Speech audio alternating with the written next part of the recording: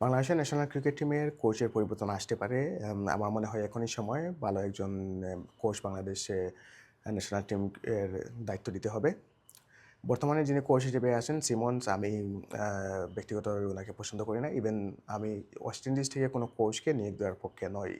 কারণ পার্সোনালি আমি ওয়েস্ট ইন্ডিয়ানদের সাথে কাজ করার সৌভাগ্য অথবা দুর্ভাগ্য হয়েছে। আমি যেটা আ বুঝতে পেরেছি ওয়েস্ট ইন্ডিয়ানরা আসলে 100% প্রফেশনাল নয়। আমি ইন জেনারেল বলতেছি।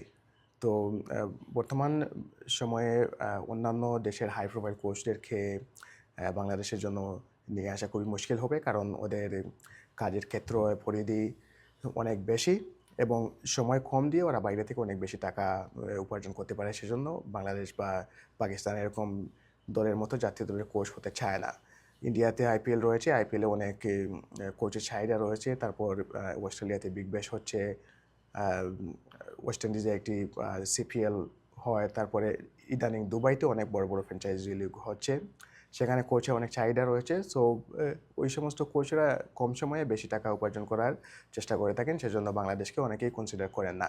তো বাংলাদেশের সামনে এই মুহূর্তে ৩ টি অপশন রয়েছে বলে আমি মনে করি। প্রথমত আ পাকিস্তান থেকে ভালো, ভালো কোচদের বাংলাদেশে ব্যবহার করা যেতে পারে। পাকিস্তানে অনেক হাই প্রোফাইল ব্যাটিং কোচ এবং আ স্পিন বোলিং কোচ এবং ফাস্ট বোলিং কোচ রয়েছেন।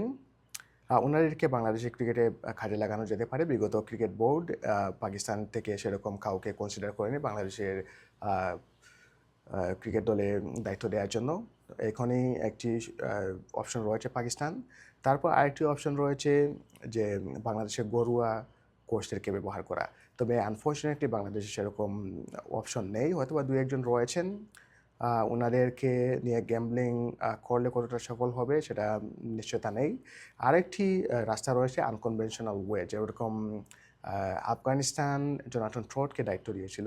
বাংলাদেশ যদি এরকম আ অভিজ্ঞ ক্রিকেটার যার ইন্টারন্যাশনাল ক্রিকেটে রিচ ক্যারিয়ার রয়েছে এবং ইন্টারন্যাশনাল বিশেষ করে টেস্ট ক্রিকেট লং টাইম খেলার এক্সপেরিয়েন্স রয়েছে কিন্তু কোচ হিসেবে বেশি প্রতিষ্ঠিত নন।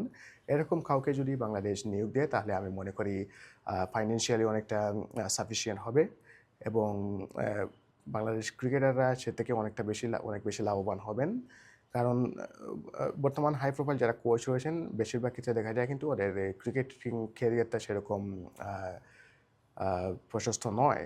তো এরকম ভালো একজন ক্রিকেটারকে যদি কিন্তু কোচ হিসাবে নতুন, এরকম কাউকে যদি নিয়োগ দেয়া যায় তাহলে বাংলাদেশের ক্রিকেটের জন্য ভালো হতে পারে বলে আমি মনে করি।